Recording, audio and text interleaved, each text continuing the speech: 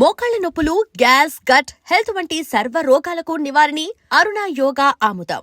రాజమౌళి గారి మైండ్లో ఏముంటుంది అంటే మీ understanding of directors, film makers temperament అంటే ఇంత పెద్ద సినిమా ఆయన తీసాక ఆయన ఇంకా పెద్ద సినిమా తీయాలి నెక్స్ట్. ఇక్కడ 2 పాయింట్స్ సార్. ఇప్పుడు Rajamouli even if you take his record, Magadheera తర్వాత ఇంకా పెద్ద సినిమా దిగున్న మర్యాద రామన్న, దాని తర్వాత concept film. So I think on his sincerity and his ability to entertain, I don't think he depends solely upon so-called big films, you know. But now opinion lo, after Bahubali, I don't think he should do a small film, you know. దాని కారణం ఏంటంటే ఎవరు మా లైఫ్లోనే పోయేది time ఒకటే, the only thing which is give, and the kind of sincerity and the time it takes. ఇప్పుడు బాహుబలికి వచ్చిన నేషనల్, ఇంటర్నేషనల్ రికగ్నిషన్ కానీ, దాని కమర్షియల్ సక్సెస్ కానీ, I personally believe he can make 1,000 crore film actually, the way the market is now. ఎందుకంటే PK అనే cinema 600 crore collect చేసింది on a first run almost, you know. దాని final revenue I won't be surprise if it 750 ఫైనల్గా 750 crores. Yeah, Then that should be the biggest film. In a collection wise, but that you're talking about is mainstream Hindi film with Amir Khan and all that, you know. What మళ్ళీ main stream ఏమిటి, మనకి సినిమాయే కదా అంటే అరే కదా main stream అంటే అనేది main stream Hindi commercial. దాన్ని రిలీజ్ చేసిన థియేటర్స్, ఫస్ట్ డే వచ్చిన ఓపెనింగ్స్ అన్ని దాంట్లో. ఇప్పుడు బాహుబలి అనేది ఫైనల్గా ఒక చిన్న స్టేట్, ఆంధ్రప్రదేశ్ ఒక స్టేట్లో ప్రైమరీగా దానికోసం తీసి dubbed versions whatever they did. I think that is a far bigger. ఏది మీరు రేషియోలో తీసుకుంటే మీకు pan India, national, middle east, foreign audience అంతా ఉన్నదానికి 600 crore బాహుబలి తెలుగు సినిమాని అక్కడక్కడ డబ్ చేసి రిలీజ్ చేస్తే that itself I think is going to collect some 400 crores finally 400 crores. కాబట్టి ఇట్ విల్ స్టిల్ అంటే ఈ లీగ్లో ఇది biggest film. Yeah, no doubt about it. అంటే ఎవ్రీథింగ్ ఈజ్ యా. సో ఇప్పుడు రేపు పొద్దున్న పీకే లాంటి స్ట్రక్చర్డ్ ఫిల్మ్ 600 చేస్తే, బాహుబలి లాంటి సినిమా ఆమిర్, షారుఖ్, సల్మాన్ లాంటి స్టార్స్తో తీస్తే I don't think it is surprising at all if it collects 1,000 crores. And Rajamouli is capable of pulling it. పీకేలో జరిగిన ఇన్వెస్ట్మెంట్ ఎంత, పీకేలో వాడిన గ్రాఫిక్స్ ఎంత, అండ్ దాని మీద రిటర్న్ ఆన్ ఇన్వెస్ట్మెంట్ ఎంత compared to Bahubali where graphics dominated and took over most of the film. See, the point, PK must have been అంటే నాకు తెలిసి 20 crores కూడా అయి ఉండదు, అంటే రెమ్యునరేషన్స్ కాకుండా. So return on investment is much higher there. Obviously. కానీ నా పాయింట్ ఏంటంటే ఇప్పుడు మీకు టేస్టీ ఫుడ్ తినాలంటే మీకు డాబాలో దొరకవచ్చు, చాలా ఇష్టమైంది, 5-star హోటల్లో దొరకవచ్చు. కానీ 5-star హోటల్ ఇచ్చిన ఎక్స్పీరియన్స్ వేరు ఉంటుంది. సో ఉట్టి ఫుడ్ అనే చూడటం ఎంటర్టైనింగ్, చాలా పెద్ద ఖర్చు పెట్టే సినిమా తీసినంత బోరింగ్గా ఉండొచ్చు, చాలా లో బడ్జెట్లో తీసింది కూడా ఇంట్రెస్టింగ్గా ఉండొచ్చు, అది కంటెంట్కి సంబంధించింది.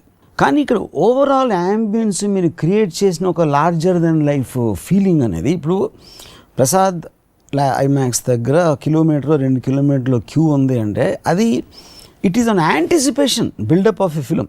ఏదో ఒక ఈవెంట్ లైఫ్లో మనం చూడని అద్భుతాన్ని చూడబోతున్నాం అని ఒక ఫీలింగ్ క్రియేట్ చేయటం అనేది బాహుబలి ఈజ్ బిగ్గెస్ట్ సక్సెస్ నాకు. Inside the film what is అనేది సెకండరీ పాయింట్. అది చాలా సినిమాలు చేయొచ్చు అంత ఇంట్రెస్టింగ్ అని, అంత ఎంటర్టైనింగ్ అని. మీరు పెట్టిన చాలా ట్వీట్స్లో మీరు ఒకవైపు పొగుడుతున్నట్టే ఉన్నా కూడా ఒకవైపు there was a comment in everything. Like what? Like for example మీరు ఇచ్చిన మార్కులు, ఫస్ట్ పెట్టిన ట్వీట్, బాహుబలికి ఇచ్చిన మార్కులు ఇండియన్ స్కేల్లో 100కి 500 ఇచ్చారు. నేను అది ఇచ్చింది ట్రైలర్కి. ట్రైలర్. అండ్ అలాగే ఇంటర్నేషనల్ స్కేల్ మీద బాగా తగ్గించేశారు. మరి ఇంత పెద్ద సినిమా తీసినప్పుడు కూడా ఇంటర్నేషనల్ స్కేల్లో యూ ఫీల్ అది అంటే అది టెక్నికల్ క్వాలిటీ, సెన్సిబిలిటీస్ చెప్పారా, లేకపోతే what did you base your judgement?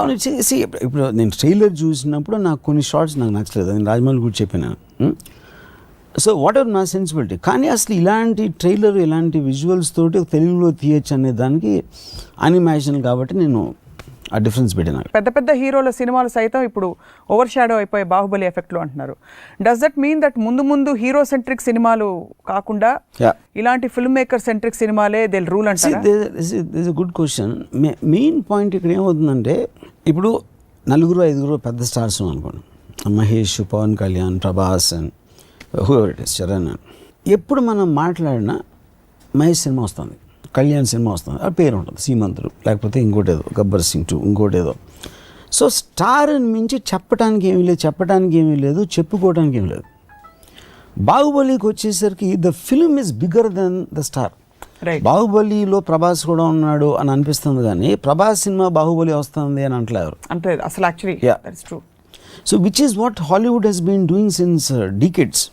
హాలీవుడ్లో వచ్చిన ఏ పెద్ద సినిమా అయినా చాలామందికి అసలు స్టార్ ఎవరో తెలియదు.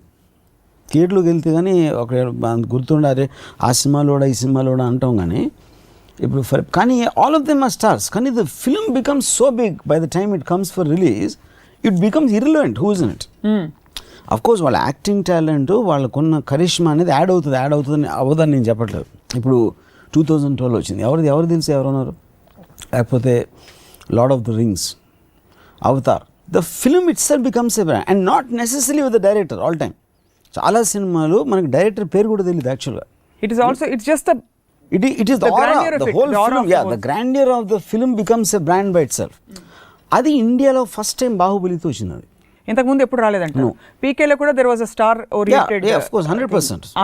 ఆమీర్ ఖాన్ తీసేస్తే పీకే అంతే ఎంటర్టైనింగ్ ఉండొచ్చు, బట్ ఓవరాల్ మీకు వెయిట్ వచ్చింది ఆమీర్ ఖాన్ వల్ల. ఇక్కడ వెయిట్ వచ్చింది రాజమౌళి వల్ల అంటారా, లేకపోతే వెయిట్ వచ్చింది గ్రాండియర్ ఆరా వల్ల అంటారా? ఆఫ్ కోర్స్ ఆబ్వియస్లీ విత్ ఇందాక చెప్పాను, రాజమౌళి లేకపోతే సినిమా అనేది లేదు. First of all initiated, intended it and envisioned it and created it. But for the person outside Rajamouli also will become insignificant. అంటే ఫర్ ఎగ్జాంపుల్ ఒక్క సెకండ్ రాజమౌళి అని లీడ్ అనుకుంది, ఇక్కడ ఎవడో కొత్తోడు తీసాడు అనుకోండి, సపోజ్ ఎవరి దగ్గర డబ్బులు ఉన్నాయి, ఎవడో it have the same impact because of the sheer size of the film. Rajamouli తప్పితే వేరెవరు తీయగలుగుతారు అనేది అది వేరే క్వశ్చన్. అది but eventually you are reacting to the intention of the film. అంటే ఒక డైనోసార్ వచ్చేసింది, అదే మీరు పెట్టారు సింహాలు పులులు మామూలుగా తిరిగే అడవిలో డైనోసార్ వచ్చి భయపెట్టేసింది అందరినీ. ఇప్పుడు ఇంపాక్ట్ ఎలా ఉంటుంది? ఇప్పుడు ఒక చిన్న ఎగ్జాంపుల్ చెప్తాను. నాకు ఒక డైరెక్టర్ తెలుగు ఇండస్ట్రీలో మగధీర తర్వాత తన సినిమా ఒకటి రిలీజ్ అయింది and first 3 days terrific collections, మగధీరాని దాటేస్తుంది అని చెప్పారు అప్పుడు ఆ టైంలో. అలాంటి న్యూస్ వస్తున్నప్పుడు నేను తను కొంతమంది కూర్చుంటే నాతో ఈ డైరెక్టరు రాజమౌళిని కొట్టాలని డిసైడ్ అయిపోయానండి. కొట్టేసిన ఇప్పుడు మళ్ళీ లెక్కకుండా కొడతాను, ఎప్పుడు ఆడి సినిమా తీస్తే మళ్ళీ నేను తీస్తా అని చెప్పాడు. ఎవరో ఒక డైరెక్టర్. ఓకే, అది ఇప్పుడు కాంపిటేటివ్ స్పిరిట్ అనేది it's a very healthy thing. ఆ లాంగ్వేజ్ కరెక్ట్ అవ్వచ్చు, మీరు అగ్రీ చేయకపోవచ్చు, అవ్వకపోవచ్చు, కానీ ప్రతి మనిషికి అవతలోడిని కొట్టాలి, అవతలోడి కన్నా పెద్దోడిని అయిపోవాలని ఒక బిజినెస్ మ్యాన్కి ఉంటుంది. నా ఒక సపోజ్ ఒక బట్టలు కొట్టి పెట్టారు, ఆ పక్కన ఇంకో ఆడి బట్టలు కూడా నాది బెటర్గా ఉండాలి అని కోరుకుంటాడు. ఏ మనిషి అయినా అవతలోడి కన్నా నేను బెటర్గా ఉండాలి అని కోరుకోవటం అనేది సహజం, స్వార్థంతో. అవతలోడు దాటేస్తున్నా అంటే వాడిని దాటేయడానికి మ్యాక్సిమం ట్రై చేయడానికి కూడా సహజం, which is competitive spirit in people.